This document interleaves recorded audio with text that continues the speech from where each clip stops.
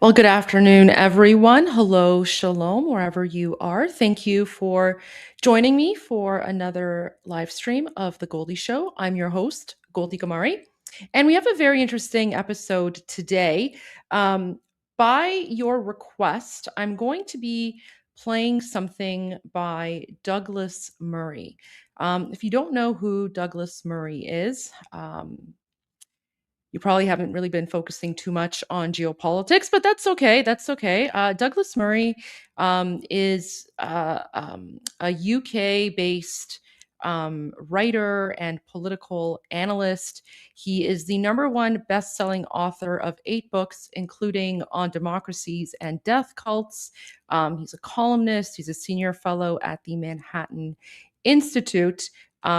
And a little bragging point here, he follows me on X. I actually had an opportunity to meet him 2 years ago when he was in Toronto. And he has been speaking out a lot about the threat of radical Islam and how that's impacting um, not just his country, the UK, but Western civilization in general. And so, of course, many of the Islamists like to call him, Islamophobic or whatever. But of course, for the rest of us, he is a fearless truth teller, and he's not afraid to um, speak out and focus on facts when necessary. So, if you haven't seen his interviews, I'm happy to play some afterwards. But I found this really interesting documentary from him um, on his YouTube channel, actually. It's called Douglas Murray Great Men Will Save the Rest. And I did a little bit of a sneak peek, and we know that this is going to be good because one of the people in this podcast is none other than Ayan Hersey Ali, whom I absolutely love, one of my heroes, and I've actually featured her on my live stream as well. So without further ado, let's get started here. Let me just go back to the beginning here. All right, and don't forget to like, share, and subscribe to the YouTube channel. And she's there to save all of us. It's like Yeah. I thought I really want to take her Yes. to Richard and say, look at that one, look at this one. I understand what that one Yeah, is. yeah. What does this one believe in? Yes. Yes. Cool. So, Luke, So I'm going to presenter, introduce contributor, you. cameraman, offense to sound vegetarians. engineer. I know, I'm a sort of technical But- genius I now. didn't know this. Yes, Okay. that's me. Okay, so we're definitely on. Yeah, we're definitely on. We're recording. We can start at any moment, which is now. So Douglas Murray is a man who needs no introduction, but here's one anyway. He has for years been one of Britain's leading cultural commentators and writers on the conservative side of things. He is the author of many best-selling books, including The Madness of Crowds and The War on the West. And he's the associate editor at The Spectator. And last night, Douglas, you were here in New York winning the Hamilton Award? I was being honoured Being by honoured? the Manhattan Institute with the Hamilton Award, which is an annual award they give out, and I had the great pleasure of being introduced by Ayan. Incredible. You guys go way back. do. You've worked with Nathan before, and I've known you for a little bit as well. So we're sort of thrilled to have you on our Restoration podcast. Yeah, it's a great pleasure to be with you. All right, Douglas, and you have been a friend for a very long time, and a supporter and a defender. I have so much to ask you, but the first question I want to begin with, because I'm fascinated by your speech last night, and I know that we're going to fix it when we say last night, but you were awarded the Alexander Hamilton Prize by the Manhattan Institute, and you gave a speech, and it's probably one of the most inspiring speeches I've had. And Well, thank you.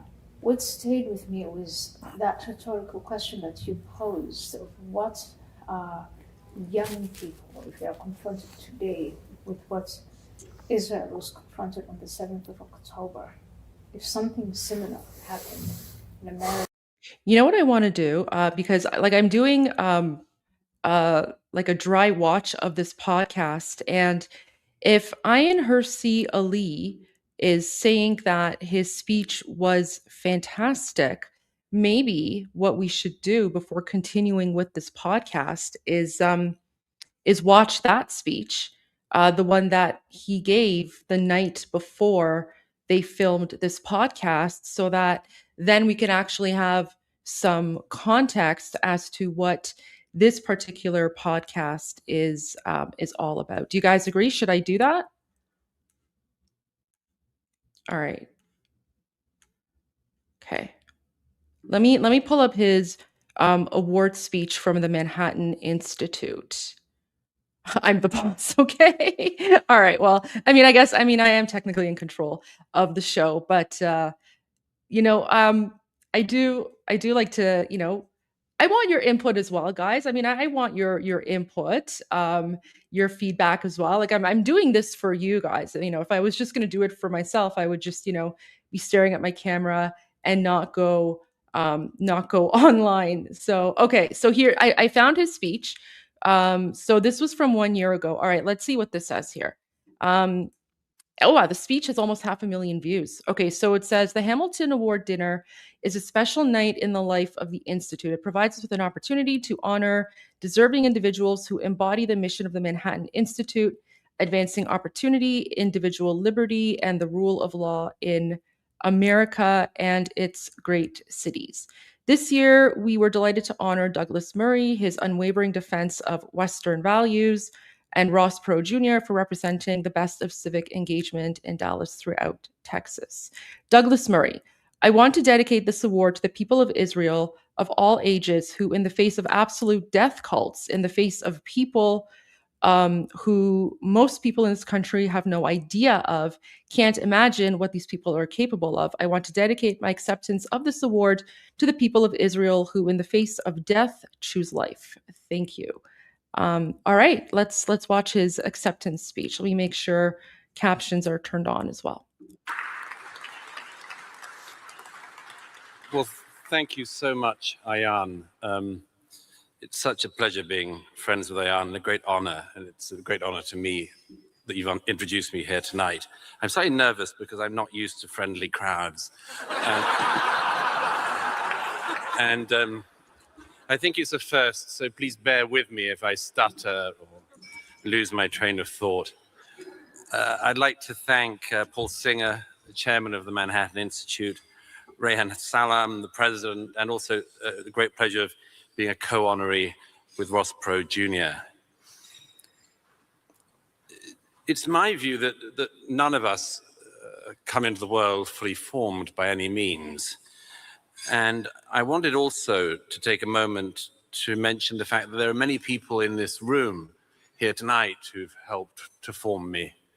And you all know who you are, and I'm not going to name names or hold anyone personally responsible, but I'm also very deeply honored to receive this award because looking at the list of previous honorees, they include so many other people who I credit with part of my intellectual evolution, not least Daniel Patrick Moynihan, William F. Buckley, and Tom Wolfe. But I'd also like, I open my remarks to cite a fellow emigre writer to this city who's no longer with us, but made a huge impression on me, and I know Ayaan had the enormous honor of meeting. And that's the great Italian journalist Oriana Fallaci. I mention her because she wrote a great book about the war in Vietnam called Nothing and Our Men. And it starts with one of the best lines that I know in any book. It opens with her niece, her young child niece, asking her a question. The question is, life, what is it, Oriana? And the next sentence is, she says, the next morning, I went to Vietnam to find out. Now, it seems to me that the nature of being a writer is to get to the essence of things, to get to the nature of things, to try to work out life in its totality, whether that's, as I've done recently, writing about the fentanyl epidemic in this country and all of the monstrous things that come from it, or from the many war zones I've reported from. The purpose, I suppose, is to try to get to the truth. And the truth is not just an abstract thing, but specifically a truth about ourselves as human beings. And I suppose in that case, it's inevitable that a writer would be drawn to war, because war is in some ways the ultimate subject, because it shows us, human beings, at our very worst and also at our very best. A couple of years ago, I was reporting from Ukraine with the Ukrainian armed forces as they were taking territory back briefly, all too briefly, from the Russian advance. I always think of the woman, I wrote about her in my column in the New York Post. I always think of the woman of 28, beautiful blonde woman I met at the very front line. It was in the cold of November, and she had given birth to her first child the month before the Russians invaded. And she told me when I said, "What did you do?" She said, "I gave my child to my mother in Kiev, and I haven't seen her since." There's no rotation. There's no rotation. We don't have the luxury of rotation in the army at the moment. I think of all the people I've seen in Iraq, Ukraine, northern Nigeria, where the Christians are under such terrible and almost ignored persecution, and for many other places. But I've never seen as much of the best and the worst of humankind as I have in the past 6 months in Israel and Gaza. I was here in New York on the 7th of October, and on the 8th of October, I went down to Times Square. And there were these men and women waving signs celebrating the massacre of the previous day. They weren't calling for a two-state solution. They weren't saying we'd awfully like to do some borderline territory swaps in the West Bank. No, it was all celebrating the massacre. And some of them were doing it, and they were holding these signs in Times Square, by any means. They were also celebrating in Canada. In fact, they didn't even wait until October 8th.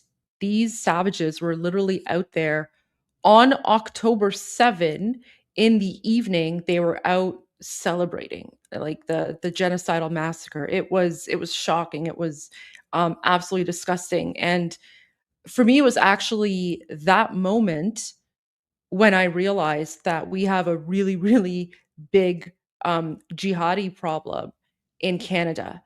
Um, I mean, I always knew that there were, people who thought a certain way in Canada. I just never thought that there would be that many, and I also never thought that they would be bold enough to actually go out and celebrate when Islamic terrorists mass murdered innocent people in Israel. Like it was just absolutely horrific to see that, and it was a very, very big and chilling wake up call for me personally to see the depth of anti-Semitism and radical Islamism that had quietly infiltrated Canadian society. And I mean, it was of course, unfortunately, the same all over in Western countries.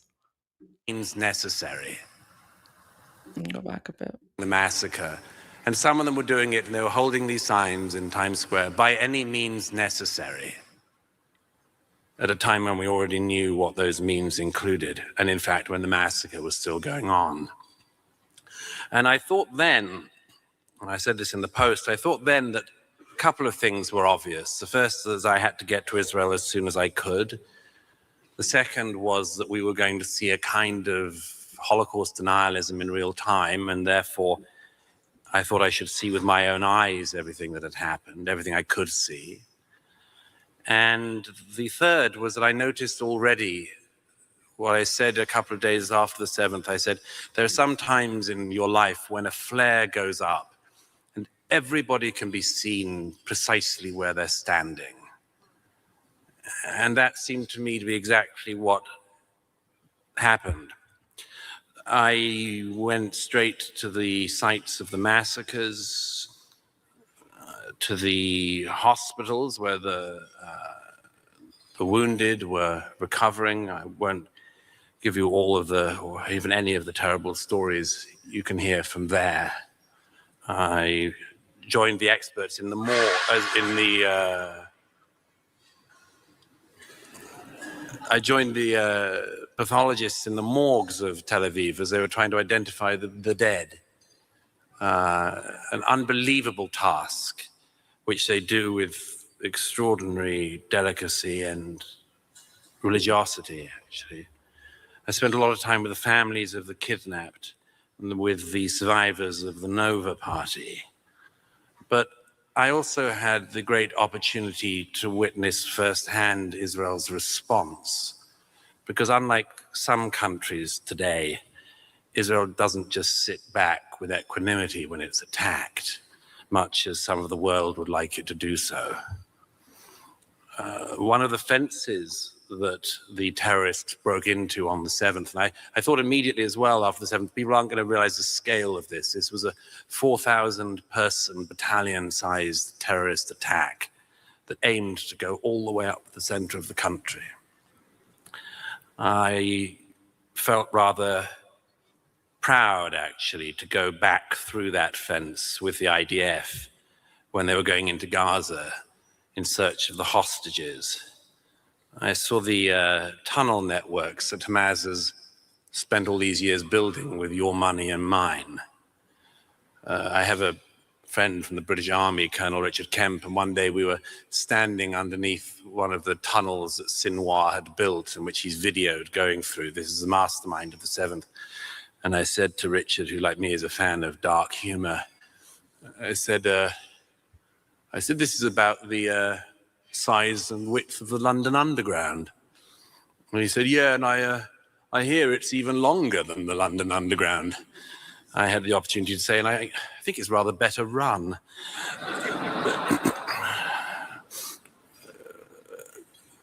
But it was, I suppose I can say, as much as any person could, that I saw it all. And on the day I left Israel a few days ago, I was the first person allowed in to see the Hamas terrorists who'd committed the atrocities of the 7th in the prison cells in which they're held. I mention all of this really to say, what do I make of all this? I'd like to say the first thing I would like to do is something even more heretical than what Paul Singer did earlier. I'm going to quote scripture. I think often of the line from Deuteronomy, when God says, I've set before you life and death, blessing and cursing. Therefore choose life, that you and your descendants might live. And I think also of the psalmist who said, I shall not die, but I shall live. Because when I think of the 7th now, I don't only think of the victims, I think of the extraordinary heroes. And I want to mention them to you above all. There's a young man who's a friend of mine in his 30s. On the morning of the 7th, he woke up in Jerusalem, realized the seriousness of what was going on, got into his car, drove south, collected some guns, left a farewell message to his children and his wife on his phone, got a call from his company commander on the road saying, you have to come back to base in Jerusalem. And he said, no, we're needed south now. And his battalion commander said, are you defying an order? He said, yes, I'm defying an order. We're needed in the south. And he fought for the next 48 hours and he survived. I think of my friend Moshe, who I've had the great good fortune of being with for many months. He's now my cameraman, or was from the beginning. And the first day we were together, we donned our battle armor and helmets and on the Gaza border. And I noted that Moshe had a bullet mark down the top of his helmet. And he hadn't mentioned anything about it. I said, where's that from? And he explained that it was from the 7th. He, every Saturday, would go down to see a friend of his in Kfar Aza, also in the media. And he drove right into the middle of the firefight on the highway. He got out and he fought and he killed 3 terrorists with his own gun that he carries with him, thank goodness. And he fought for the next 2 days. And he doesn't expect any applause from it or anything like that. Just did what he had to do.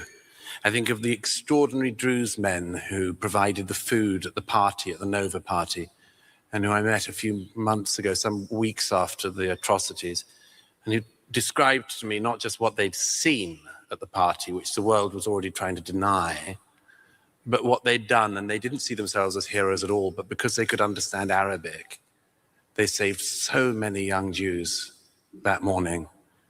And when I said to them, why, among other things, did you do it? They're proud Israelis, they're Druze. They said the Hamas hate us even more than they hate the Jews. I think of the Muslim doctor who Hamas held as a human shield at one point in the morning, and who, even after being wounded, saved the lives of other Israelis. I think of the extraordinary people of the United Hatzalah, sort of first responders unit. They all get an alert on their phone, and they all go off and address a car crash. And I spoke to the head of that organization in Jerusalem. He said, in 30 years of doing this job, the whole 30 years altogether wasn't like 1 minute that morning. The lights just went off everywhere. And I think of a young woman called Adi Baruch. She was 23, and I was with her family in December in Judea and Samaria. She's a beautiful girl, a photographer, and she decided she had to go and re-enlist after the 7th, and she did. Her parents begged her not to, but she said she had to. And she was killed on her first day by a rocket that landed on her in Sderot. But her parents shared with me the note that she'd left for them. in case she didn't make it. And in it, she said, among other things, how sorry she was. But she said, I wanted to live life, and now I want you to live it for me. I think, finally, of the extraordinary evening in November last year.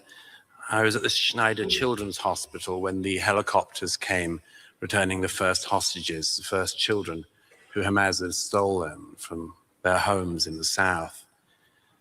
And we'd been waiting for them for 2 days. There were 2 days of thwarted exchanges where Hamas deliberately eked it out, more and more torture for the families.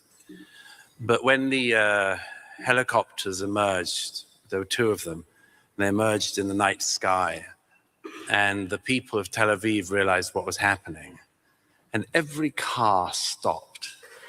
I was standing right on the top of the hospital. Every single car in Tel Aviv stopped.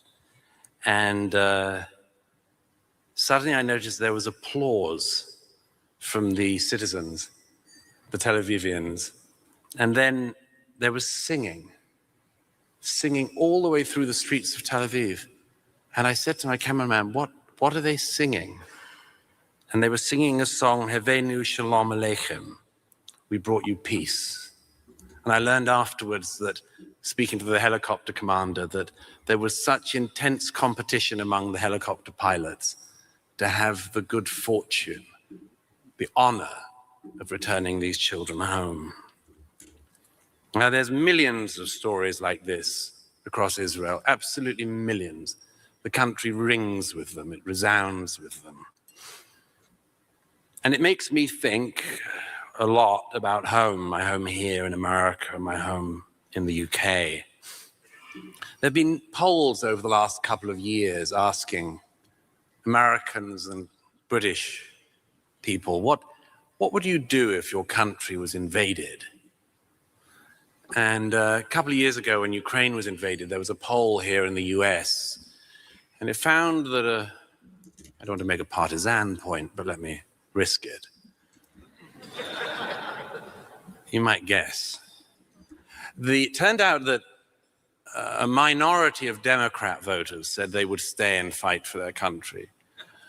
A slight majority of Republican voters said they would.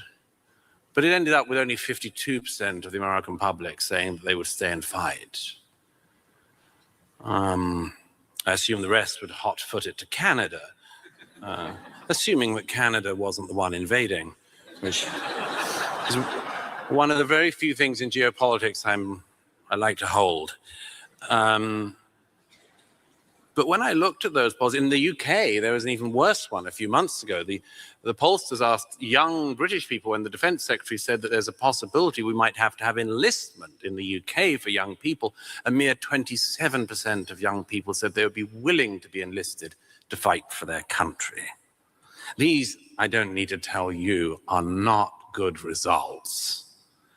And they bring a whole set of questions beneath them, some of which I wrote about in my last book. I mean, it doesn't surprise me at any rate that a lot of young Americans wouldn't be willing to fight for their country if they've been told from the cradle that their country was rotten from birth and had nothing going for it other than slavery, colonialism, and everything else.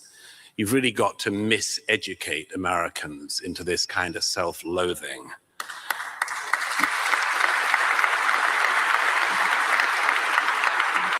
And a lot of that miseducation, as Douglas Murray calls it, comes from foreign bad actors who have been investing billions of dollars in American universities. I spoke about that in my live stream a few days ago. It's called Qatar 101 Part 2. Like young people are being indoctrinated to hate their identity and hate their country. And that's a big help for the communists and the jihadists and the anti-imperialists who eventually want to destabilize Western countries and take over. But I compare this to what I've seen in the last 6 months. And actually, a number of my readers and viewers have said to me in the last 6 months, you've actually you've changed, Douglas. And I sometimes ask them what it is they think, and they said, you've lost some of your pessimism. And I've said to them, that there's a reason for that. And the reason is what I've seen in the Israeli public. Because actually this wasn't theoretical. It wasn't a poll question.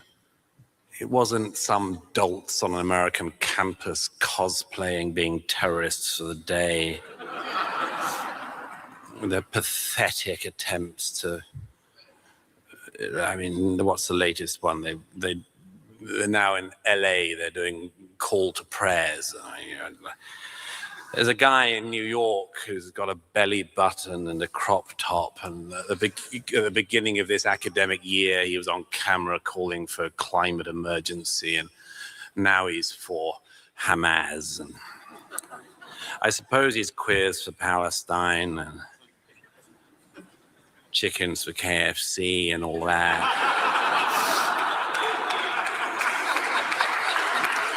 And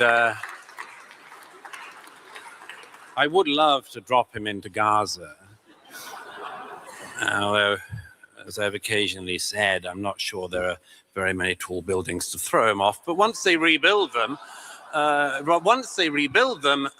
guy will have about a day. He'll be introduced to the elevator fast, I reckon. One of the great things about Israel at the moment is, my friend Barry Weiss said when she arrived in February, she said, isn't it wonderful to be in a country where nobody gives a damn about woke? I said, it's so true. Nobody bothers about pronouns. Life is too serious. Reality is right in front of you. Now, it seems to me that there's a lesson for this. And it's not a lesson for Israel, it's a lesson for us, for you and me. For us, if we are going to restore countries like Great Britain and the United States of America. I spoke some months ago with an older guy in Tel Aviv who said to me, he'd fought in the 1967 and the 1973 wars, and he said, I owe the younger generation in Israel an apology. He said, I used to say they don't have it in them. They've become, they like partying. They like being on Instagram and TikTok. And he said, I owe them an apology. They've been magnificent. And the thing is that perhaps it does require life to become serious again. Perhaps the students that we see at these destroyed universities, perhaps they just need a dose of reality someday. I always pray that that day in some ways never comes to them, because it'll be the biggest wake-up call anyone has ever had. But all I would say is that this country, Great Britain, should be so lucky as to have a young generation like that in Israel. They were weighed in the balance since October the 7th, and they've been found to be magnificent.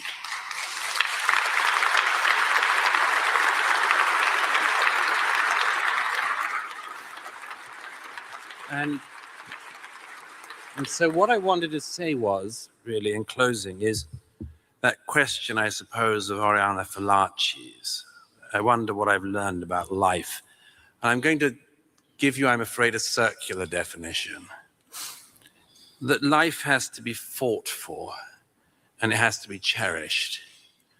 And that what Israel has been up against is not just a people of death, but a cult of death.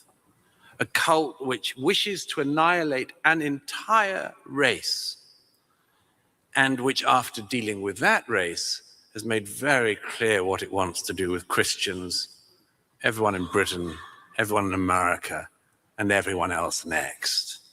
They don't hide it at all. And we're merely stupid in not believing them. And I suppose for those people in America who don't believe them, I'd say, slumber on as long as you can. I wanted, therefore, just to say I want to thank the Manhattan Institute and you for this deep honor, but I want to dedicate it to the people of Israel of all ages who in the face of in the face of absolute death cults, in the face of people who most people in this country have no idea of, can't imagine what these people are capable of. I want to dedicate my acceptance of this award to the people of Israel who in the face of death choose life. Thank you. Wow, what a great speech. That was I'm glad we paused the podcast so we could go back and watch that, because now that speech will give us some context for what they're speaking about here. So I'm just gonna go back a little bit, just sort of to the beginning again, and now we can get started with this podcast. All right. So Douglas Murray is a man who needs no introduction, but here's one anyway. He has for years been one of Britain's leading cultural commentators and writers on the conservative side of things. He is the author of many best-selling books, including The Madness of Crowds and The War on the West. And he's the associate editor at The Spectator. And last night, Douglas, you were here in New York winning the Hamilton Award? I was being honoured by the Manhattan Institute with the Hamilton Award, which is an annual award they give out, and I had the great pleasure of being introduced by Ayan. Incredible. You guys go way back. You've worked with Nathan before, and I've known you for a little bit as well. So we're sort of thrilled to have you on our Restoration podcast. Yeah, it's a great pleasure to be with you.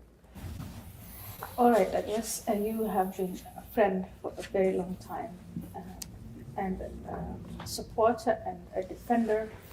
I love have so Ayan. much to ask you, but the first question I want to begin with, because I'm fascinated by your speech last night, and I know that we're going to fix it when we say last night, but you were awarded the Alexander Hamilton Prize by the Manhattan Institute, and you gave a speech, and it's probably one of the most inspiring speeches I've had. And Well, thank you.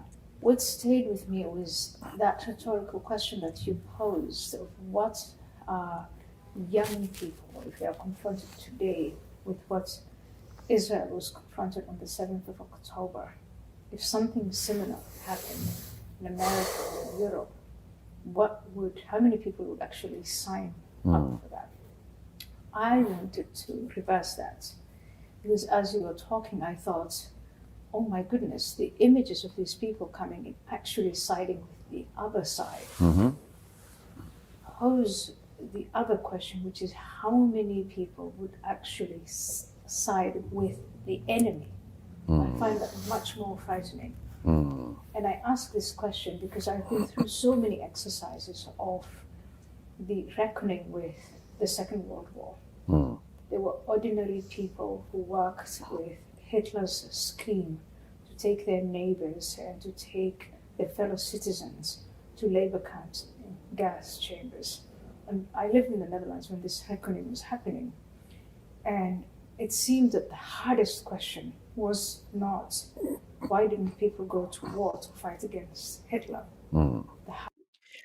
So someone in the YouTube chat was saying that the title shouldn't be Great Men Will Save the West. It should be The War on the West or Betrayal of the Global Left.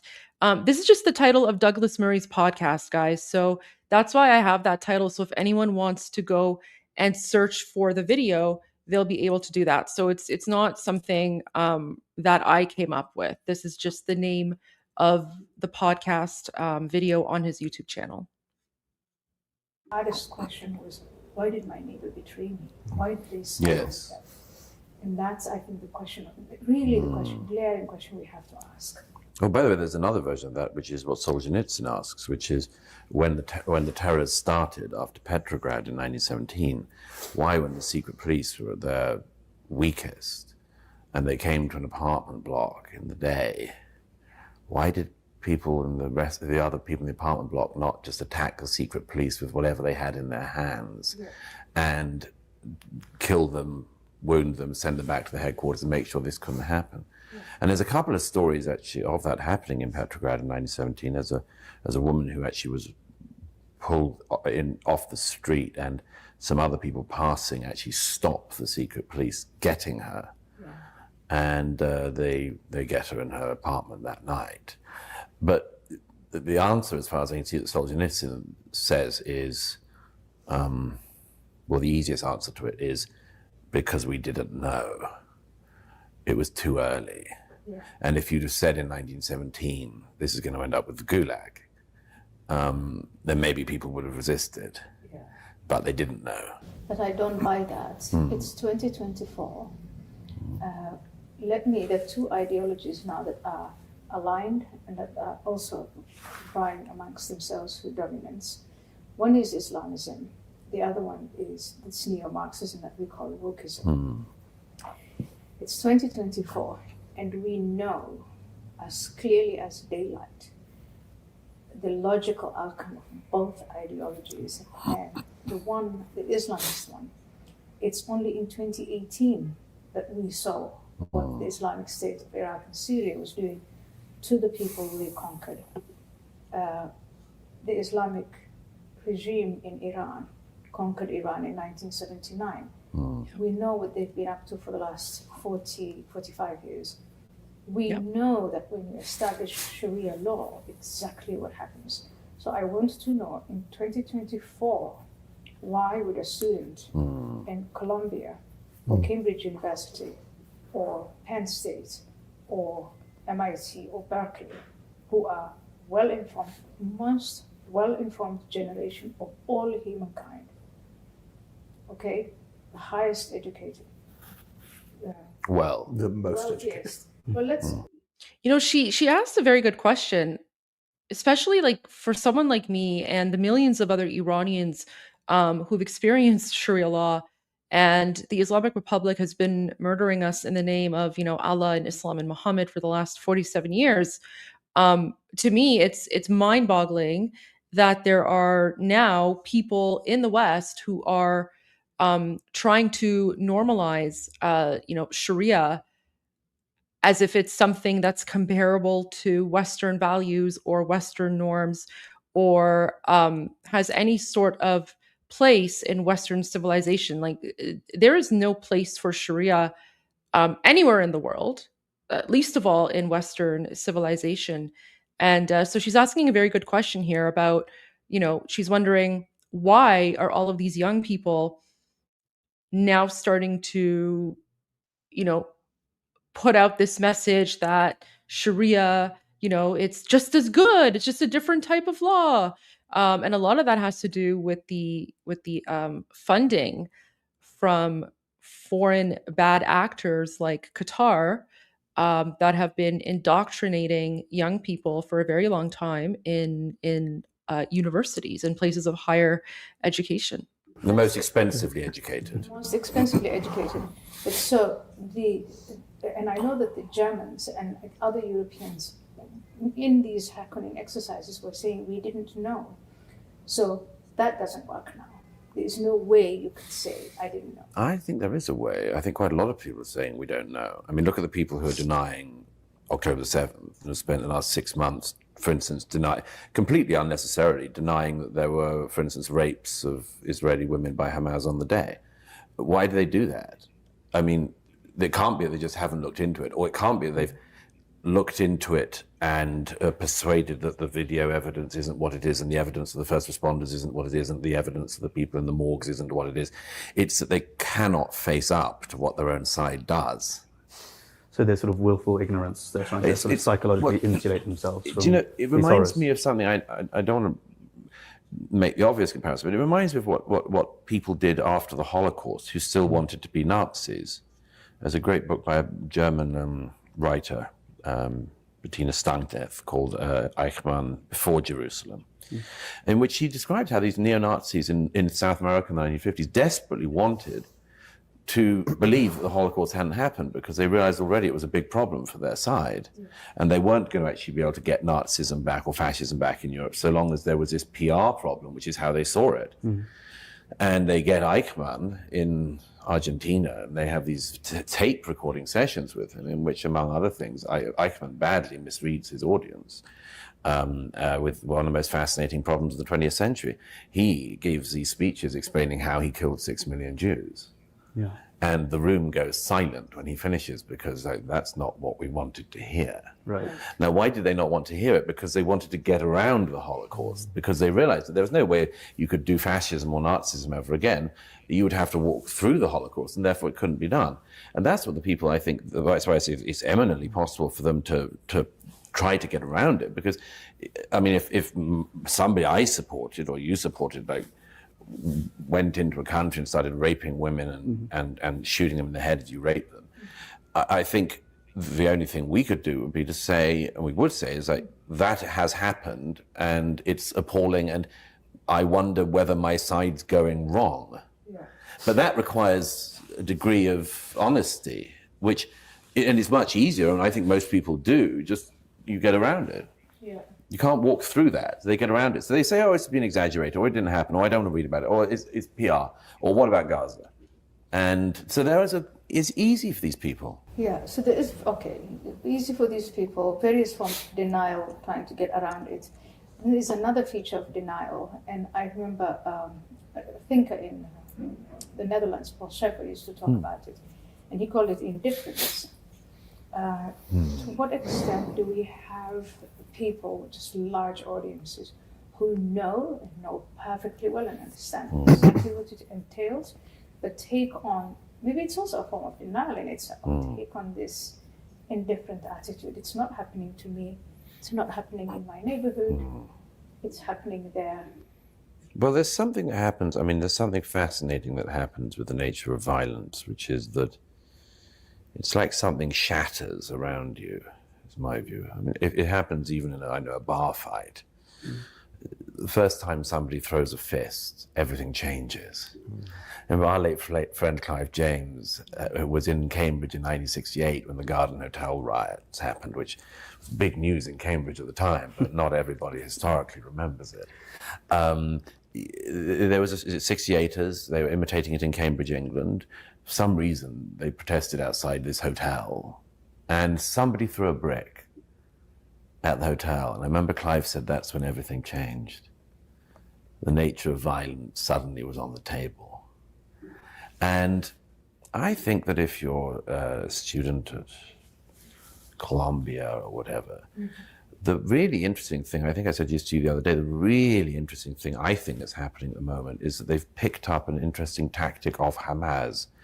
And I think Eric Weinstein said this first, but they've picked up a tactic which is, Hamas's tactic is, please kill my people for the cameras.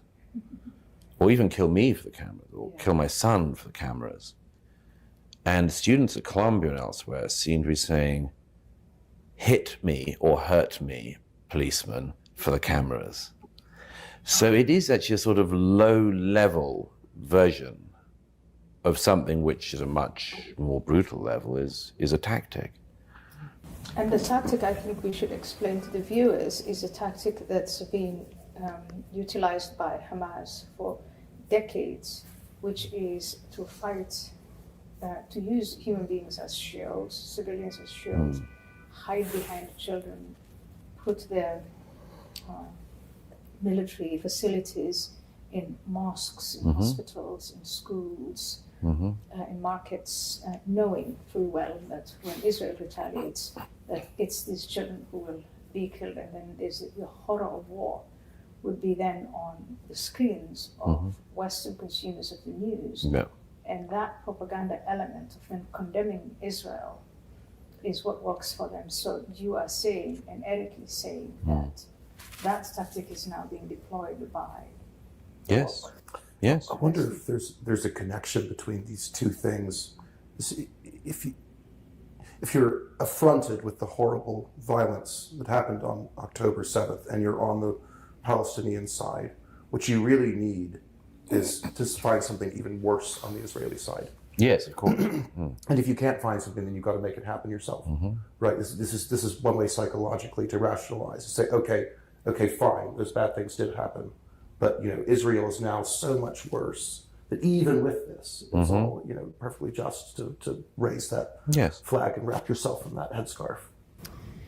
I think that's a good point you make there, but it is easy then to say, let's condemn Israel from this distance. But when we were attacked here in New York and in Paris and in London, we gave permission, you know, full support to our government to chase them. This is a phrase that Biden used, I think, when he was vice president. We will chase them to the gates of hell. That's right. Yes. Yeah, and so we were fine with that. But when Israel doesn't even chase them to the gates of hell, but is walking this very delicate line, trying to preserve the lives of the civilians. They are civilians that they have put in danger, while at the same time trying to neutralize them. We condemn Israel. And I think that's where the element maybe comes in of, is it because they're Jewish? Yeah, of course, that's a significant part of it. But I also think there's an interesting question which both you and I have spent significant parts of our lives cycling, which is, what are you going to do about it? This documentary, or this not documentary, this podcast, it's a little too slow paced for me. I feel like, you know, they're struggling a little bit on what to talk about. Like, once they hit the point, they finally get there, and then they hit the point, but it seems like it takes some time to get to their point. And I just kind of wish they would just go to the point of the issue here. And the audio isn't really the greatest. So, we have a new member. Welcome, Greg. Thank you for joining the channel. And now you're officially part of Goldie's Gang. Welcome. I hope that you enjoy the live streams. Yeah, guys, this is, I mean, he's saying good stuff, but it's just very, very slow paced. Like, it's not going as fast as I want it to. So let me see if I can find something else, maybe, because I mean, he is a good speaker, but okay, here's one. Let me switch over to this one. Maybe, okay. Ooh, okay. So maybe this one will be better. Let me just switch over here. Because that one was, I mean, too conversational. Like, I just want to get to the point here. Maybe that's me being a little impatient, but all right. Okay, so I found this one. Uncanceled History with Douglas Murray, Episode 2, Colonialism. Wait. No, that's not the one I wanted. Where is it? Oh, here we go. This is the one I wanted. Thank you to all of you, ladies and gentlemen. Thank you so much. So this is Douglas Murray on the rise of anti-Westernism and how to defeat it. So this is sort of on the same topic as the other one, but I'm hoping that this will be a little bit more fast-paced and not too much rambling on or conversational. Plus, this is from November 11th, so this is only about a month ago. So there we go. And it's at PragerU, so it's going to be good. All right, let's watch this one instead. So much, Marissa, for that very kind introduction and that very heavy award. I'm going to enjoy getting that through the airport later tonight. I was actually just telling Erin backstage that many years ago I was in Israel, and there was I was in the town of Sderot, and the mayor gave me something which then, about 15 years ago, was not very well known, but it was a company called From Rockets to Roses. And they were turning the Katyusha rockets that landed in their town into works of art. And they gave me, as a thank you, a tall sort of rose that had been made out of this rocket with a very heavy base. And as I say, the company was new. I was going through Ben Gurion Airport the next day to head back to my then home in London, and the El Al security staff, who some of you will have had the pleasure of meeting, said, anyone give you anything while you were in Israel? And I said, yeah, sure, there's this. And I opened my bag and I showed them this. And they were looking at it. And eventually they brought over all their friends. And everybody in the airport was looking at the gift that I declared. And eventually I explained it. And about half an hour later, the El Al man said, so apart from Katyusha rocket, anyone give you anything in Israel? Because I wanted to just say a few things tonight in the time that we're together. As Marissa was very kind to note, I left my home in London some 5 years ago to move to New York, and I suppose I'm open to offers of where to move next. There's a lot to say about some of the things that are going on in all of our countries in the West at the moment. But I wanted to talk about two things in particular. Many centuries ago, Martin Luther, the great figure of the Reformation in Europe, observed that mankind is like a drunkard on a horse. He falls off the horse to the right, he clambers back on, and he falls off to the left. Martin Luther was not talking politically, not least because it'd be some centuries before the idea of left or right even entered the political lexicon. But it's been on my mind recently, this idea of falling off the horse to the left or to the right. In New York, as you'll know, we've just had somebody who is a self-avowed, self-declared, completely proud socialist, among other things. The president, of course, says he's a communist. You might all have your own views about that, but it seemed inconceivable until very recently that somebody whose politics are founded in anti-Westernism should be in charge of the greatest city in the world, the biggest, most important city in America. Sorry to those of you who are locals here, but that's just the stats.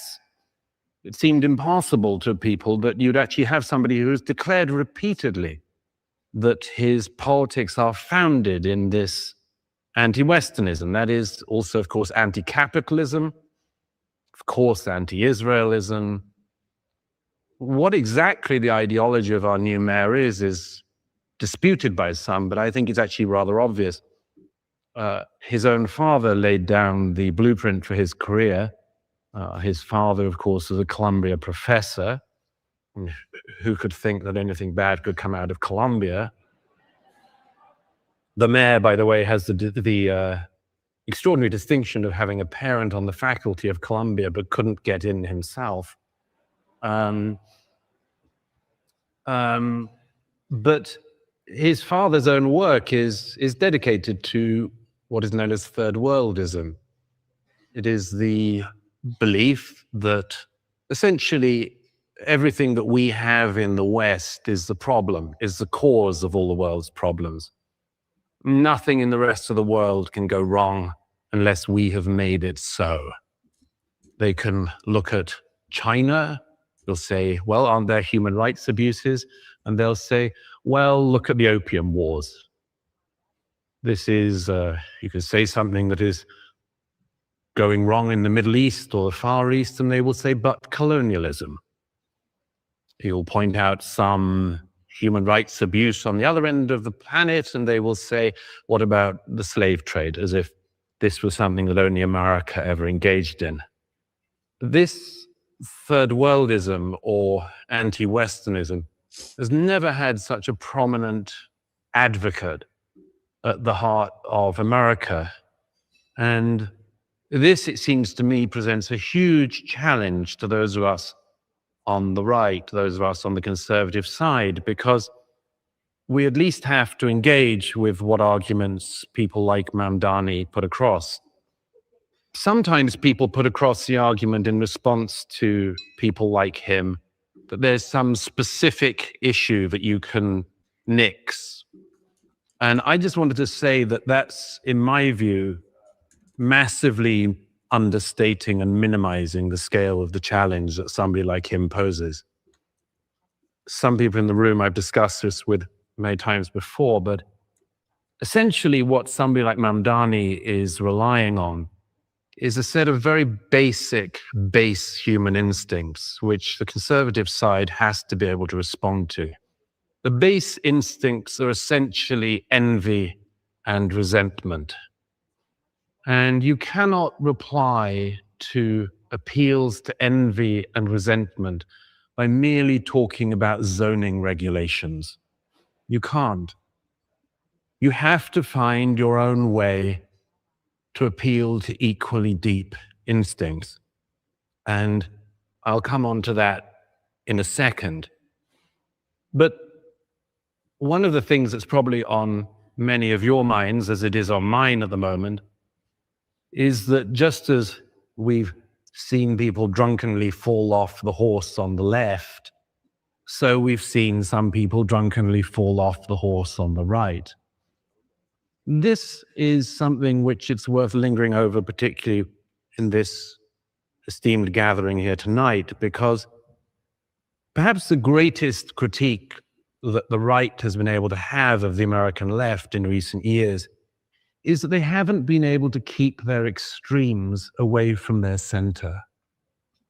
Remember that, just go back 5 years, what were the most useful things for Republicans that Democrats said? Defund the police. What a stupid slogan. What a stupid, stupid slogan.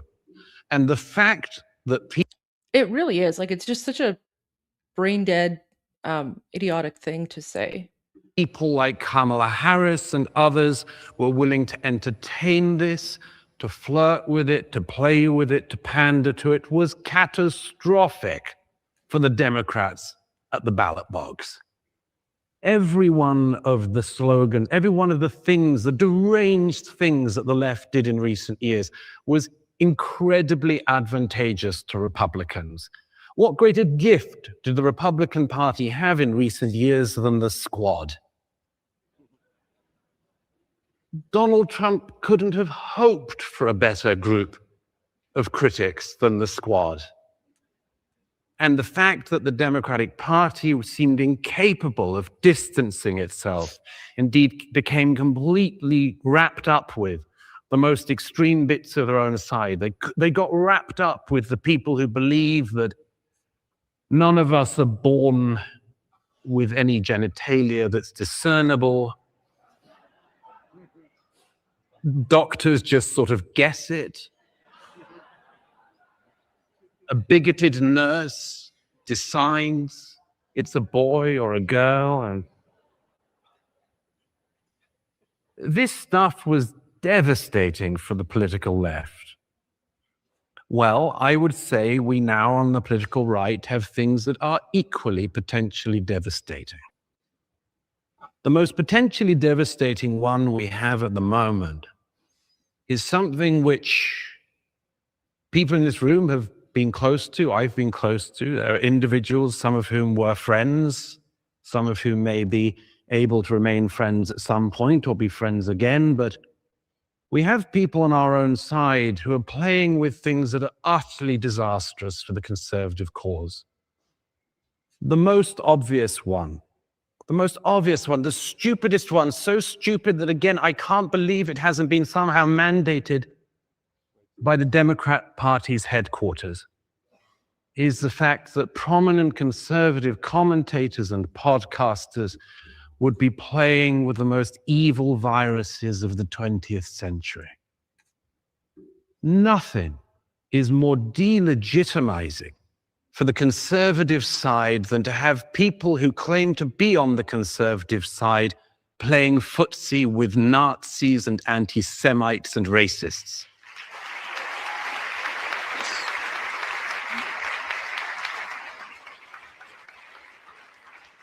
nothing can be more destructive for our side than people like Tucker Carlson who give the most virulent, hard-edged attack interview they possibly can to Senator Ted Cruz and then play the fluffer to Nick Fuentes.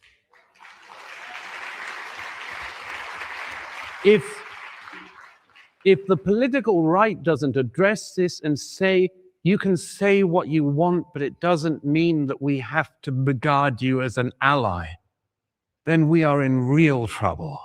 You know, I've noticed since I've moved to America that something I said would happen some years ago has been happening, which is in the moral vacuum and the moral disaster of the last 20 years, there were several things that stand out. One is that after the 2008 financial crash, it was not inevitable that if young people couldn't accumulate capital, that they would become capitalists. We have to address that problem. But it also seemed to me that into the religious vacuum that had emerged in recent decades, things would tread. Now, we saw the left, they had the gender ideology, the sexual ideology, the race and all of that. And for a time, for them, going around and waving banners every Saturday and so on, provided them with meaning. It was also inevitable that the right would have to address this hole, this vacuum as well. And some people have. But some of the people who've trodden into that have done so in an incredibly ill-advised way, partly because they have not listened to good mentors like Dennis Prager has been to so many. They have fallen into clerical attitudes, very far right-wing Catholic attitudes, very ill-informed, in which they seem to think, for instance, I am not kidding or exaggerating when I say this, that they would effectively like to have, for instance, Catholic clerical law in the United States in the 21st century. I said to one of the advocates of this a little while ago, you know, I'm not in favor of that. Partly because, although I wasn't alive in Europe in the 16th century, I did hear about it. And by the way, for those who are Catholics who think that in any way a Christian America would accept Catholic cardinal law, they ought to realize that they themselves would be a religious minority in such a state and would be hanged from the lampposts by the Protestants. This is, to put it mildly, unbelievably frivolous but also dangerous stuff to be playing with. Johnny, thank you so much for the super chat and for the kind words. I'm glad you're enjoying my daily live stream.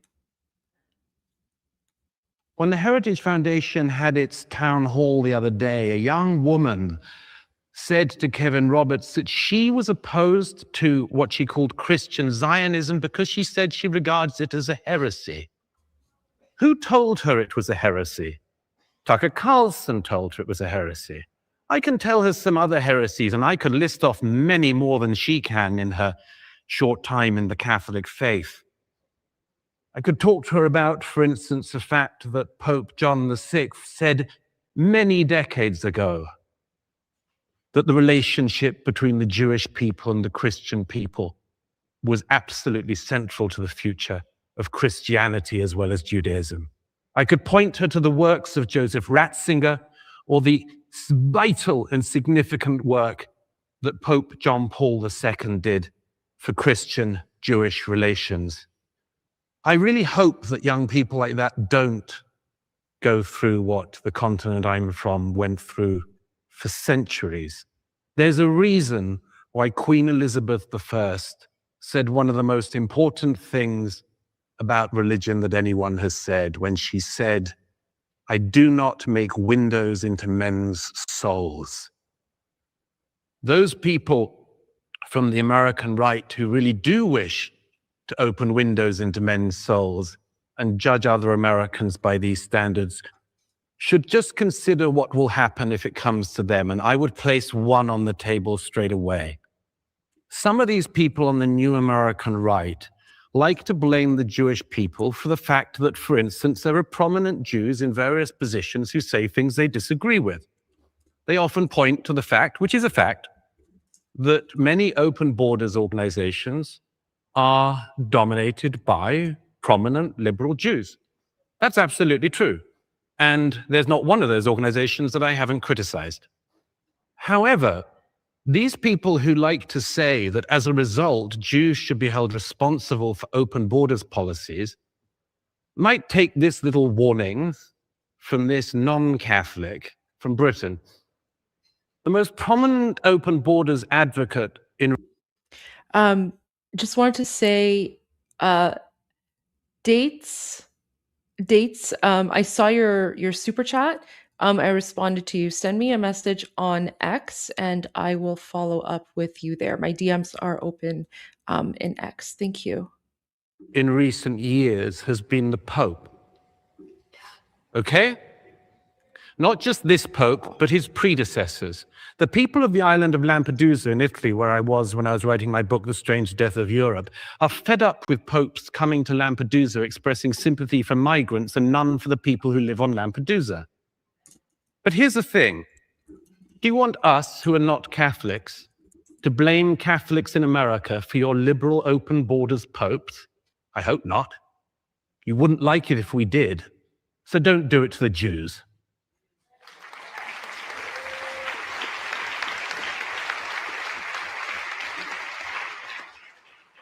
Let me say just a couple of other things. The first is, I said earlier, we have to find things to respond not just to the right, where it's gone wrong, but also, of course, to the left. And by the way, what a great sign it would be in this country if, whereas the left can't control its borders politically, socially, hygienically, the right could. What a good thing that would be for the right in this country. But I said that we have to find ways to reply to the deep things. And I believe on these issues, as Dennis Prager and others have said for years, we have all of the best cards. Let me give you one. The left, as I said, with Mamdani and others, is focused on the politics of envy and resentment. How do you counter that? I'll give you a couple of examples. One, the greatest example in America of all, aspiration. Aspiration, the knowledge that if you work hard, you will improve your lot in life and the lot in life of the people you love. If we make this work in America, we can destroy the left's appeal to resentment. Let me give you two others. Gratitude. Gratitude.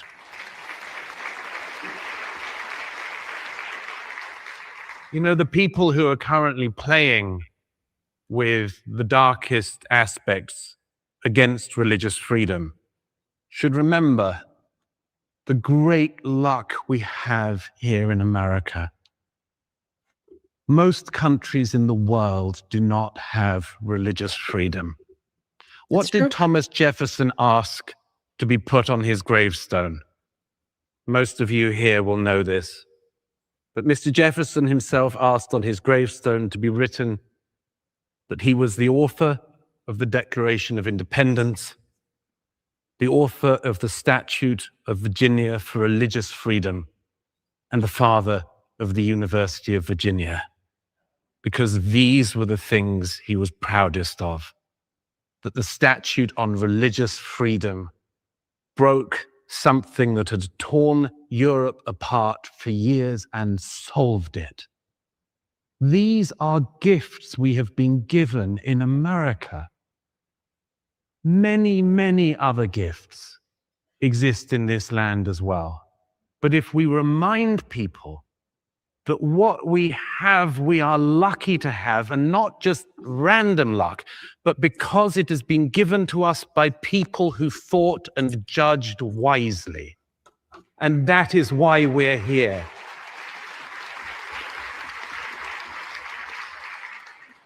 Finally, I wanted to say, the other thing on the side of the American right and conservatives is the significance of the individual.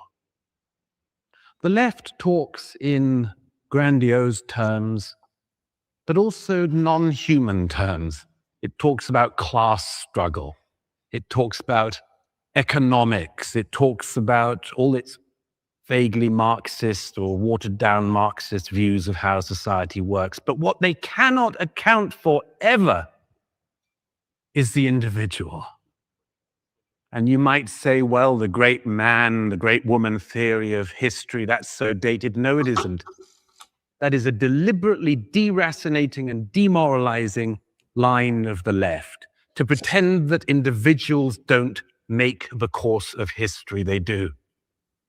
And it's not just that the course of history is made by presidents, by kings, senators, even some congressmen. It is that it is made by every individual, including those in this room. Let me finish by citing something that has been much on my mind in the last few days. Some years ago, I did an interview, a video for PragerU in the Great Books series that Michael Knowles was doing. You know Michael Knowles, he's very shoddy looking, badly dressed guy, deeply in need of a tailor. The wonderful Michael Knowles, Dennis's suggestion, decided to do a set of interviews with people about great books. It's a wonderful series. I hope that many of you will know it. As with so many of the PragerU videos, it's gone so far and so wide. And Michael asked which great book I wanted to do, and I said to him, I said, it's a bit of a cheat, but I'd like to do King Lear, which is, of course, a play, not a book, but it's published in a book form, so I thought I could get away with it. There's something in that I mentioned to Michael during that interview, which I'd like to finish with by sharing with you here tonight. At the midnight of the play, something extraordinary happens. Gloucester, one of the few good people in the play, is going to be blinded. His eye is to be torn out by two of his enemies, one of Lear's daughters and her husband. And whenever I think about King Lear, I always think about this scene, but I also think of something that one of the great Christians of the 20th century, C.S. Lewis, said about this play, and I wanted to share it with you. He asks how we as humans can act in the world, and he asks it by going to this scene, Act 3, Scene 7 of King Lear. I hesitate talking about any play in the presence of a great actor like Jon Voight, but allow me to get away with it.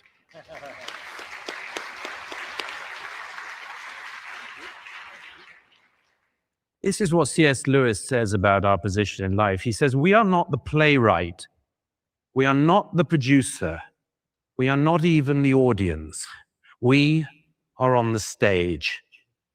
To play well the scenes in which we are on concerns us much more than to guess about the scenes that follow. In King Lear, Act 3, Scene 7, he says, there is a man who is such a minor character that Shakespeare has not even given him a name. He is merely first servant.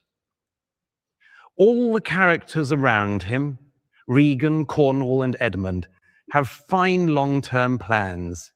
They think they know how the story is going to end, and they are quite wrong. The servant has no such delusions. He has no notion how the play is going to go, but he understands the present scene.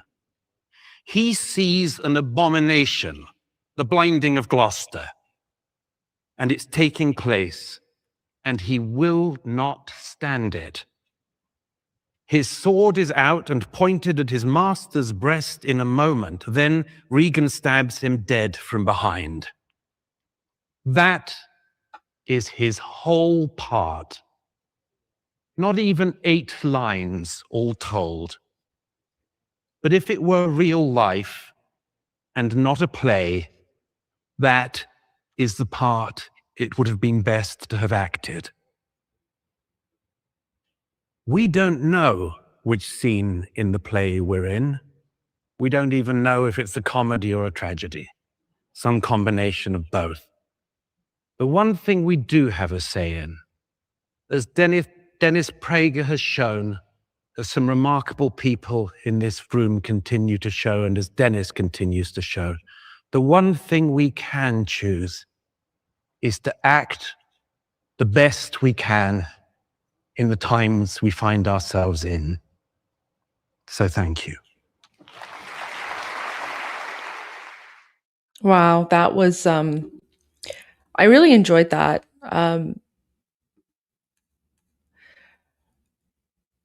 I wish more people would listen to what he has to say because I mean he's been speaking about this topic for quite a while, and he sees the patterns like many other people. He sees the patterns. Excuse me. You know, he's seen what's happened to other countries, you know, like my country of Iran, used to be a normal country. And then, of course, it was taken over by Islamic radicals in 1979. And, you know, that didn't happen overnight, guys. It didn't happen overnight.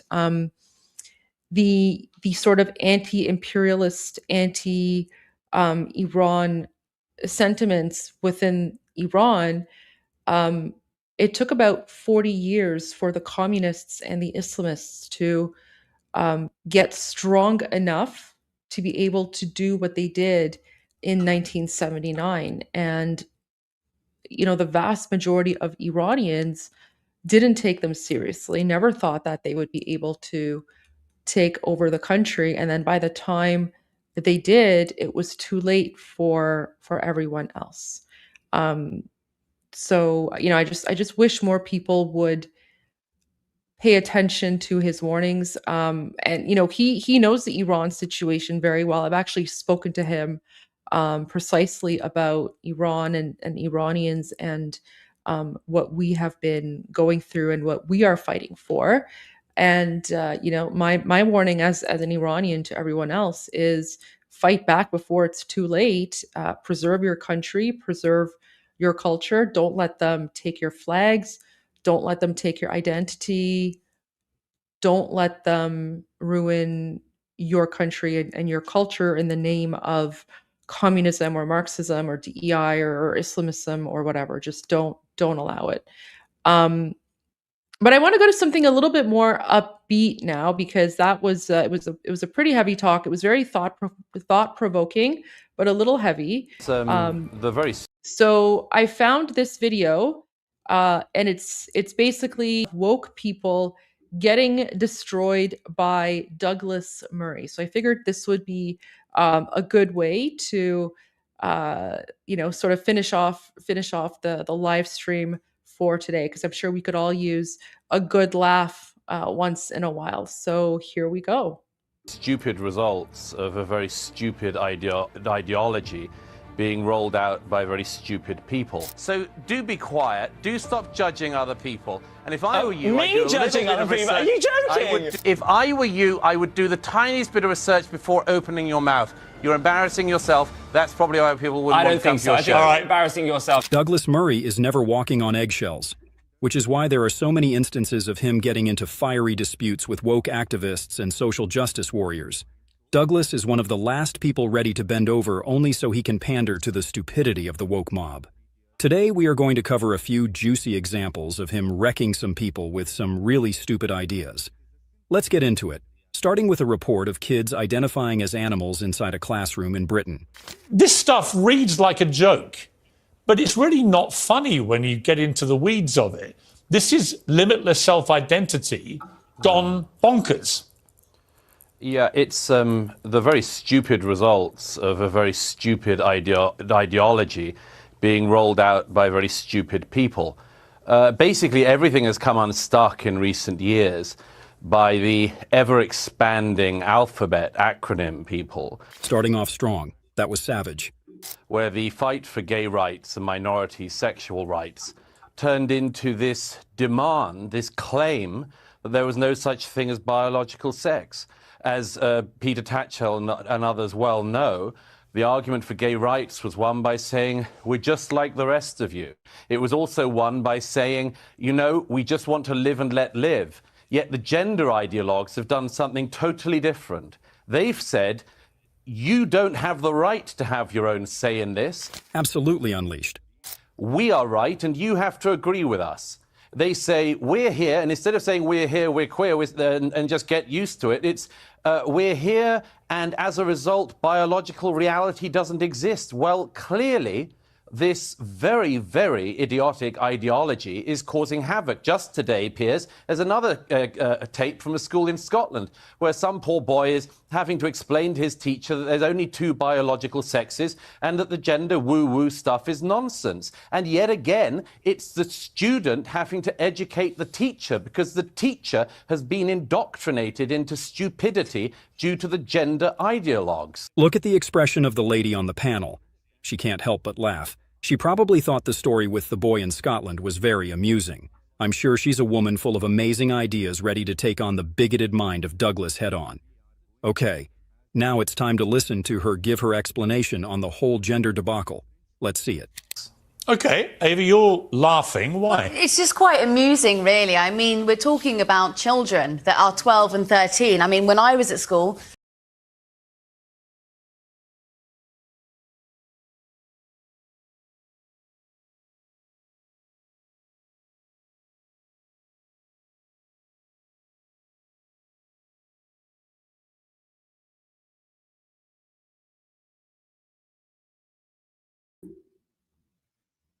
I think my internet cut out for a moment there, guys.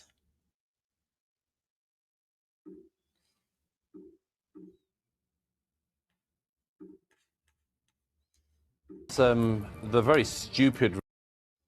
My internet cut out, I think. Let me do a quick speed test here. I was lagging for a bit, and then all of a sudden my internet just died. But I think, okay, it's better now. Okay. Yeah, that was so weird. Like my thing, like my live stream just like started lagging on me. Okay, I'm back. Where were we? I think we were somewhere here. Okay, now it's time to listen to her give her explanation on the whole gender debacle. Let's see it. Okay, Ava, you're laughing. Also, to the person in the chat who asked me if I receive any payments from the state of Israel, no, I'm still waiting for my paycheck. So if you have any contacts with Mossad, can you let them know that I'm still waiting for my paycheck? Thank you. Laughing. Why? it's just quite amusing, really. I mean, we're talking about children that are 12 and 13. I mean, when I was at school, I had a girl who identified as a horse, but not in this sort of like problematic way that we're now labelling it. She didn't actually think she was a horse. She was just quite strange and walked around and, you know. But nobody at the school then, no teachers would have tolerated that in the way that this is now having to be tolerated. No teacher would have tolerated bullying of that child. And that's what this teacher in Sussex has done. They've said it's not acceptable for boys in that class to take the mickey out of someone who's obviously clearly just a child and they're exploring their imagination. Who says they're a cat? Yes, but Piers, they're 12. And is actually interfering with the lessons by talking in. Look at Douglas Murray's face. Just look at his expression. He's thinking like, what the hell am I doing here, stuck with these ridiculous people? Language, including meowing, and if people don't go along with this, refusing to cooperate. Yes. That is not just having a bit of fun being a cat. That is actually assuming the identity of an animal that this person is not, and then insisting everybody else conform to it. This is beyond ridiculous. I can't believe we're actually talking about this stuff in this manner. Nobody cares about what children are doing in a classroom. It's when supposedly abstract thinking adults are taking them seriously and saying they were born the wrong gender. But okay, now watch the madness of what happens next after she says this. That is madness. That's not what's happening. What's happening is there's a child who's slightly more imaginative than their peers and they are acting out this sort of fallacy and that's fine. But to make it about trans, this is where it gets dangerous, okay? The Telegraph... Oh, it's very damaging to trans people. I agree. Right, okay. I agree with that. The reason it's most damaging, the Telegraph have been reporting this, it's up 400% in the last couple of years, them reporting trans issues. I don't understand why they've got this weird obsession with going into... Let me explain why. I love how her speech took a more defensive undertone. because she started to realize just how ridiculous all of this stuff got. Brace yourself for Piers' dramatic reply. No, it's quite gross. Let me explain why. When you have in women's sport 6'4" biological males destroying biological females at elite sport level in swimming pools, on racetracks, in other sports, that's when it becomes a full frontal assault on women. You know, something that's really dangerous about this whole woke leftist ideology is that this ideology is also this ideology is also enabling all of that Islamist jihadi rhetoric, right? Under the guise of multiculturalism and diversity. And because these people are so, anti everything, imperialism, anti West, whatever the case might be, and they have this very skewed perception of colonization or like oppressor versus oppressed, that has created the space for the Islamist jihadi narrative to come in under the guise of social justice or multiculturalism and diversity. And it's the most bizarre thing to me, because all of these gays for Gaza or queers for Palestine people, they wouldn't last 10 minutes in Gaza, and yet they're out there. Like, it's just the most bizarre thing. One of the most bizarre things I've ever seen. Women's rights to fairness and equality. Yeah. And when you include them going into dressing rooms and so on and mixing with biological females, then there's a safety issue. Now listen as Piers hammers in the point, calling spade a spade. When you have, as we had in Scotland, a male rapist identifying at his trial as a woman to get put into a woman's prison and being sent there by the female boss of Scotland at the time, who's now obviously in her own troubles, that is why this is happening. Kids are watching all this stuff, and as kids do, they want a piece of the action. No, Piers, don't be ridiculous. There's no similarity between a child wanting to be a cat when they're 12 years old and someone competing in the Olympics. Oh, there is. There is Peter. It all started with the question of what is a woman. If you believe that kids can be whatever they want, then you also believe that adults can be whatever they want. And there is a direct link between kids in the classroom and athletes on the field.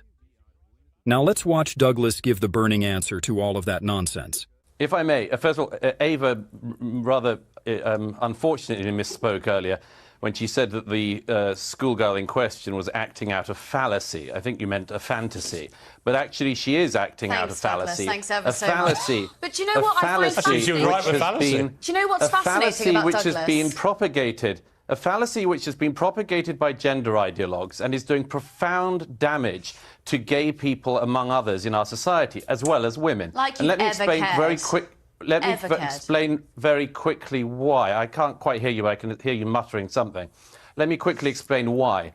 A poll that just got published in the United States showed that among the general population, support for gay marriage has been starting to decline in the last year. Why is that? It's because the arguments that actually brought about liberal rights for all minorities in the last few decades have started to get turned on their head. Absolutely spot on. They went to such extreme lengths that they are actually doing more harm to the people they claim to help. And turned against people. What is the source of that? It is the gender ideology movement. What is the tripwire for the general public? It is children. It is people learning that their children are being taught nonsensical things. It is being seen by the wider public, most of whom are heterosexual and don't need to identify as cis or anything else. It is being seen from that vantage point as the LGBTQIA+ movement losing control of itself. And so a backlash is starting. And the backlash is coming because people are lying to children and are using children for medical experiments. There's nothing funny about that. There's nothing that should cause levity in that. It should be treated by adults seriously. Medical experiments is indeed the correct terminology to use here. Considering the fact that 80% of kids that experience gender dysmorphia transition back to their initial sex later in adulthood, giving them puberty blockers in childhood is nothing short of a great insanity. I wonder what other important life-changing decisions these activists believe that little children are fit to make at such a young age.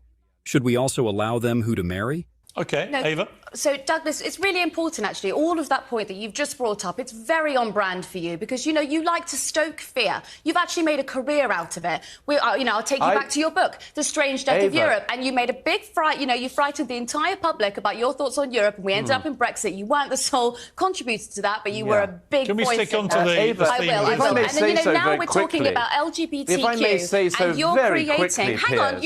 you spoke, I'm speaking. No, I'm speaking, I'll you spoke. reply. This is, I mean... And I'll reply. Hello.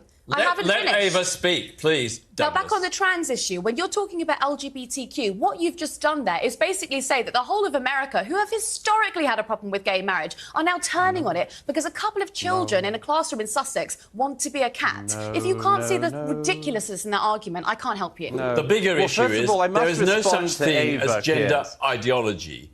We I all must have respond gender to Ava. identities. You identify as a man, and I fully respect you. He's just shaking his head in disapproval. That was funny. Let's skip over to the part where he drops the bomb and gets to respond to those accusations. Very quickly, I don't know, Ava, anything about your career. I don't know if you have one.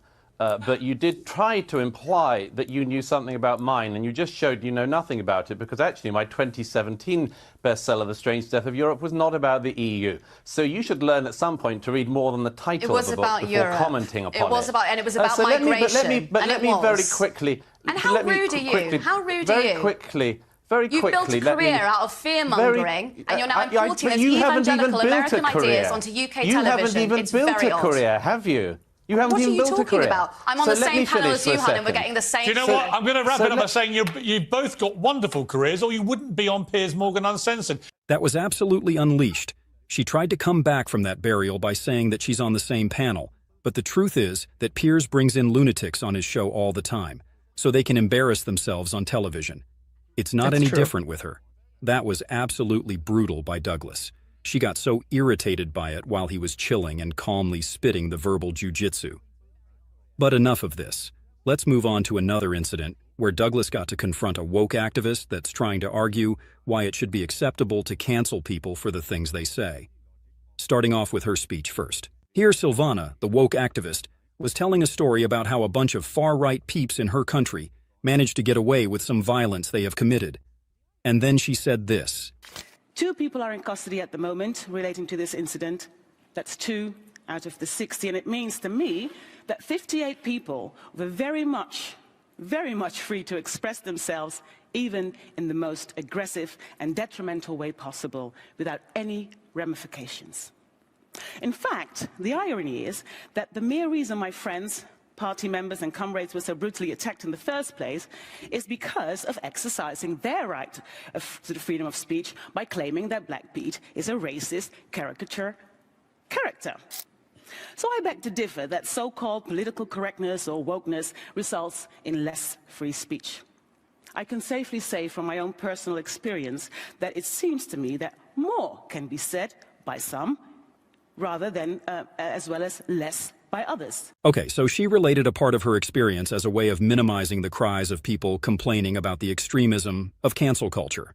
Let's see how Douglas is going to address all of this. I'm looking forward to discussing this. I've been thinking about this subject for a long time, and as was just mentioned, wrote a book that just came out in English, German, I think it's about to come out in French and other languages, called The Madness of Crowds, which is an attempt to try to think about some of these things that are going on, some of the what I describe as crowd madnesses that particularly the online world encourages, where very often we cancel people, destroy people for saying something that everyone thought until 24 hours ago.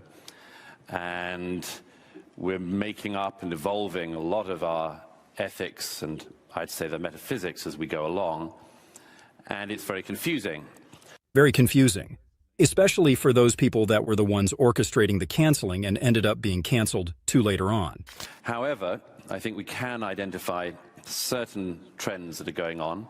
And one of them is that there are a set of what I describe as tripwire issues, which any journalist, citizen, absolutely anybody, if they just nick one of these tripwires with their foot, can find causes total career implosion. They, broadly speaking, there are a few others, but I say that they come down roughly to gay, everything to do with women, particularly relations between the sexes, everything to do with race, and absolutely everything to do with trans. So I decided to do a chapter on each in my latest book to try to say what are the discussions we perhaps ought to be having and the ones that we're not having. And this is what the social justice warrior gleefully glossed over.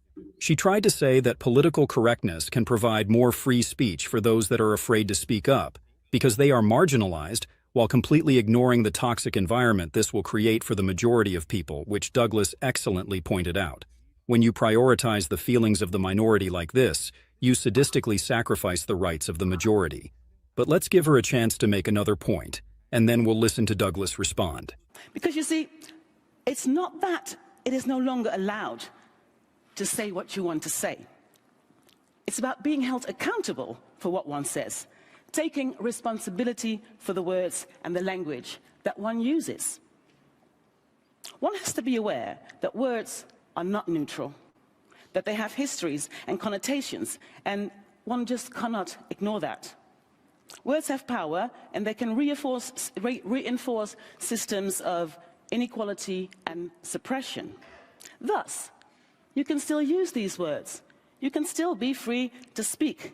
Yet you need to be aware of what you're saying, and that if your words are racist, sexist, homophobic, transphobic, well, somebody might just call you a racist, a sexist, a homophobe, or a transphobe. She said, it's not about tackling free speech. It's about taking responsibility for what one has to say. And what does that responsibility specifically look like? Hopefully, you are not insinuating that people should lose their jobs over what they said on Facebook with their friends. Even so, initially there was still a noble cause behind this type of extremism that we see today. Here's Douglas recognizing that. So what is it that's going on? Well, let me, as it were, do the opposite of straw manning and try to steel man this, because this is something I also happen to agree with. It seems that one of the things we're trying to do is a very noble aspiration, and it's something like this.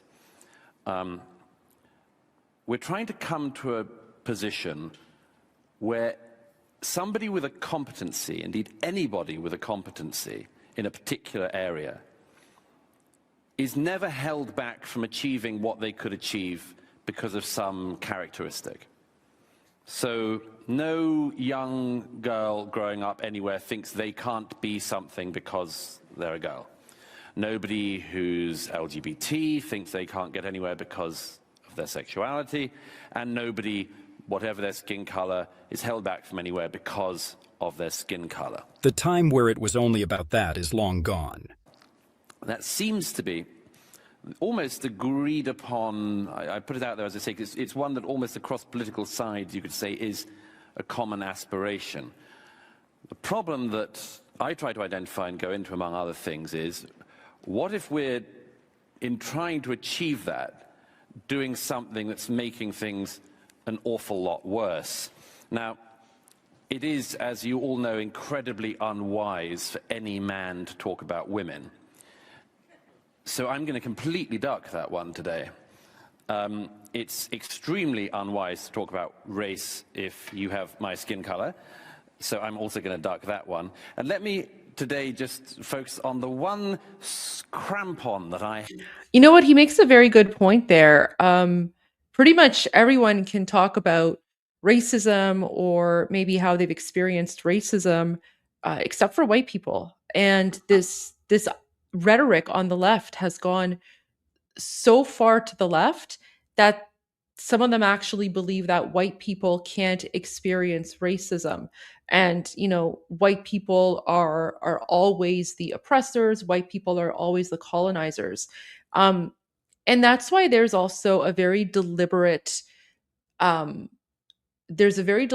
push by the Islamists and, you know, the Marxists or whoever to try and portray Jewish people as being all white, like they say Jewish people are white, they belong in Europe, things like that, because that fits in with the very, very anti-white racist rhetoric that they have already created, even though we know for a fact that many, many Jews are not white. Like, I've been to Israel. Jews come in, every shape and color, just like Iranians, all shapes and colors. But yet, one of the reasons that false narrative is pushed about Jewish people is, again, to try and constrain them and to limit their ability to talk about how, in fact, the Jewish people are indigenous to the land and how they are the ones who have been colonized, just like the rest of us in the Middle East have been colonized, right? But yet, this is how they try to reverse the narrative when it comes to Jewish people, is by portraying them all as white, even though that's not true at all. Have on the edifice of social justice, which is the G bit in LGBT. And I'm going to treat myself to showing you an example of what I think is going on, which is very unwise. Absolutely spot on. That single line has decimated her whole argument. What if by trying to help the minorities through hurting the majority, you are actually making things worse for everybody? Let's see the examples Douglas has to give here. One day later, and the BBC's front page of the news website had as one of its lead stories that day the news that a minor reality television star in Britain called Ollie Locke had announced that he and his fiancée, Gareth Locke, were going to join their surnames to become the Locks after their forthcoming nuptials.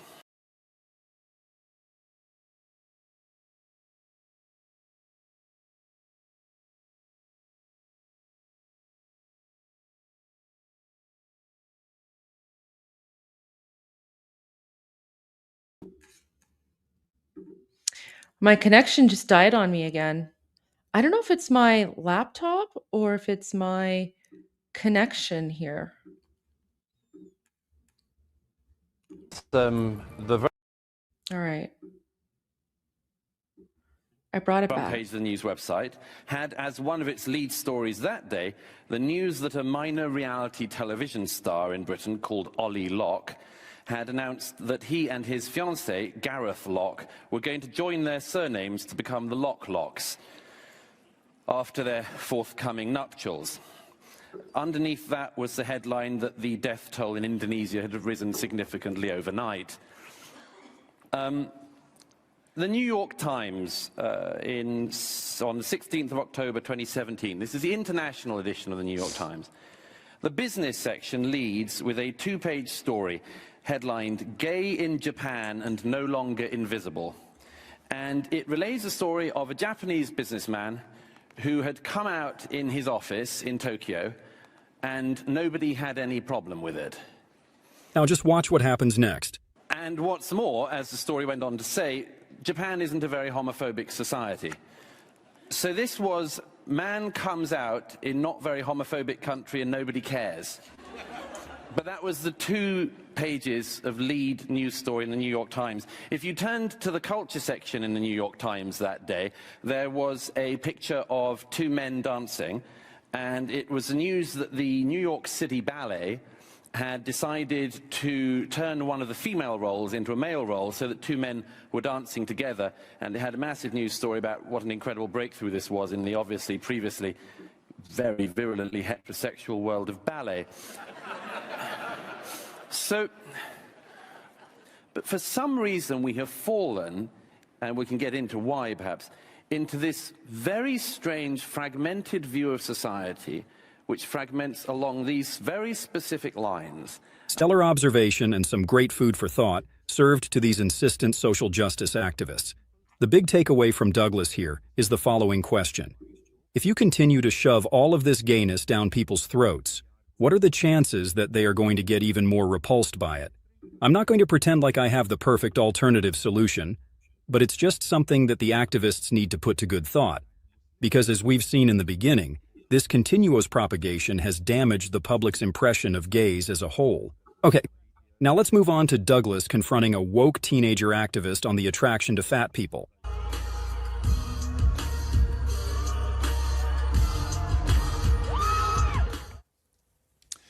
Yeah, exactly. Well, joining me now is comedian James Barr, best-selling author of The Madness of Crowds, Douglas Murray. Well, Douglas, let me start with you. I don't get this Sam Smith thing. It just seems like every week he deliberately... I'm sorry, even though there's only one of them.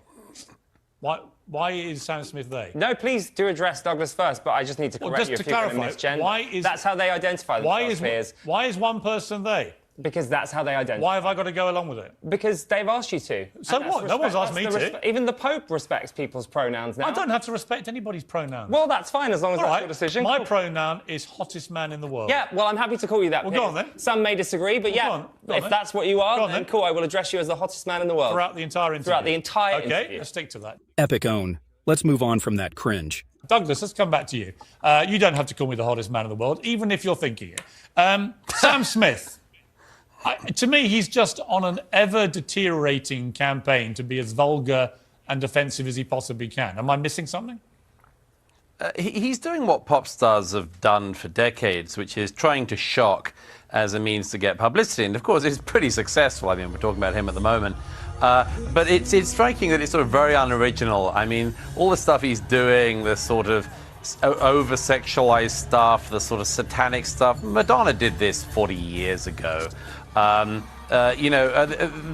stars have done this and more for decades now.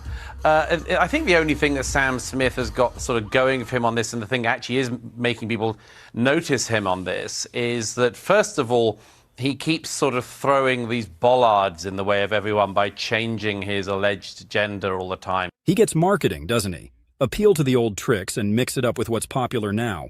Gotta appreciate the grind. The fatness especially helped his cause. He wouldn't have gotten nearly as much publicity if his meats weren't spilling out everywhere.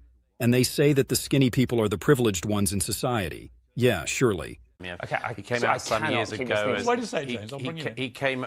He came out many years ago as gay, and then he said he was actually gender queer, and then he said he was non-binary, and he said he didn't know what it meant. Of course he didn't, because there's no such thing. But he said that they were going to. He said that he thought that he was gender queer, and he didn't know what it meant, but he said that he would explain it someday when he did know. And I sort of think, if you're going to make everyone else distort the language, you should know what you're talking about first. So he does that to get publicity, obviously. And the other thing he does is he does this sort of taking all his clothes off stuff. And the thing that makes it different from other people is that when, I don't know, Justin Timberlake or Rihanna or someone stripped down, they do so because they look good, like their bodies look good. Sam Smith is like pudgy and very ugly. And so people look at it and he looks ridiculous. And the problem is that he's saying, don't ridicule me.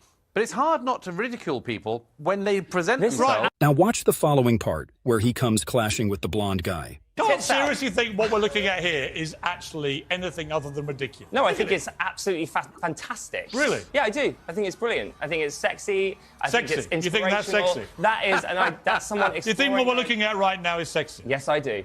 Yeah, I mean, seriously. Would you shag it? Would I shag it, did you say? Well, there's a question.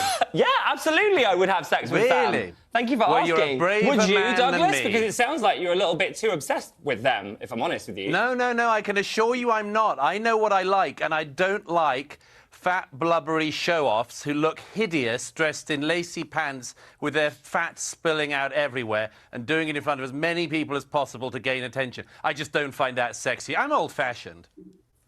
James? So why on earth are you friends with Piers Morgan? Well, you'll notice, of course, that Piers hasn't appeared on this show naked with nipple tassels on. Yeah. Douglas's overly exaggerated smile is so hilarious here. But let's move over to the most culminating part of this whole debacle. And once again, if you act in a vulgar way, you should expect people to be vulgar about you, probably. I think that's the point. If you're going to do what he does, it's a bit like Madonna, when she says, stop objectifying me. What else are we supposed to do with Madonna, given that all she ever does is demand we objectify? You know what? you're both cis white straight men. You can carry on. I'm not a cis anything. Right. Honestly, I'm not. Just carry I on. don't even know what cis is. Look, it's what is cis? It's absolutely fine if you just want to both be. When I was born, nobody said I was a cis. What is a cis? Hang on. I got to hear. That's not what I'm here to discuss. But what I am here to tell you is that you're completely out. Apparently, our skin colour is now relevant. I got to hear that. We're white men. You got your clips. So you're now being viral debate. So you're now being racist and you're calling me a sissy or something. Hang on, Piers. Wait a second. What did he just say? What did you call us? Repeat it for Douglas. I said you were both. I can't remember, to be honest with you. Cis white. I think you said. Okay, why don't you shut up for a moment? Straight I think you said. Well, Douglas isn't straight. You said that we're. Now watch what's about to happen next. Everybody take cover. I think you said we're both cis white straight men. First of all, I am white. Secondly, I am a man. Thirdly, I've been out and gay my entire adult life, which is about 25 years now. I don't know how old you are, but I was out as gay when you were still prancing around talking about whether or not you were. So do be quiet. Do stop judging other people. And if I were you, me judging other people? Are you joking? I would do a little. Oh my God, Douglas, that's ridiculous. I'm not the one judging other people here. I'm just pointing out facts. I'm sorry I got your sexuality wrong. No, if I were you, I would do the tiniest bit of research before opening your mouth. You're embarrassing yourself. That's probably why people wouldn't want to come to your show. I don't think so. I think you're embarrassing yourself. Gentlemen, you're a shame to the queer community. You know what? I'll tell you who's really embarrassing. I'm not a member of the queer community, you stupid sod. I'll tell you I'm not a member of the queer community. The person who ultimately is genuinely embarrassing himself, herself, themselves, whatever, is Sam Smith. On that note, we'll leave it. That was epic. No one can pull it off quite the way Douglas does. Okay, the weird AI voiceover caption is weird, but that was interesting. So there you go. There's a little more on Douglas Murray for those of you who are not familiar with him. I'm definitely going to feature more videos and clips from him in the future, but I think I'm, unlike the other ones where I just kind of pick something and then we watch them together, I'll probably have to watch his videos in advance because he does have a different style of speaking. He speaks a little bit more slowly, and for a live stream podcast where we're talking and going back and forth and there's a lot of live reactions, it could be a little too slow paced there. But I definitely look forward to featuring more of Douglas Murray. I just want to thank you guys all for joining me. For the members, I know I said I'm going to start doing members only live chats.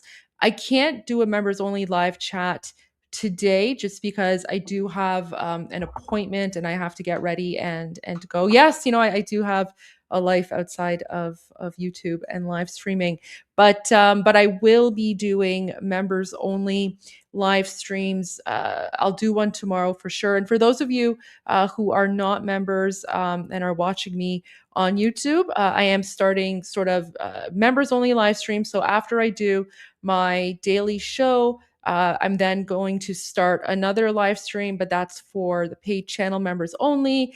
And that's where we can talk about the issues of the day. I can bounce ideas back and forth with you guys. I can get your thought, your input, your feedback. And so if you're interested, you're more than welcome to become a channel member and get involved in that way as well. All right. Thank you, everyone, for joining. I will see you all later tonight for the evening live stream. And until then, Payande Iran and Javid Shah.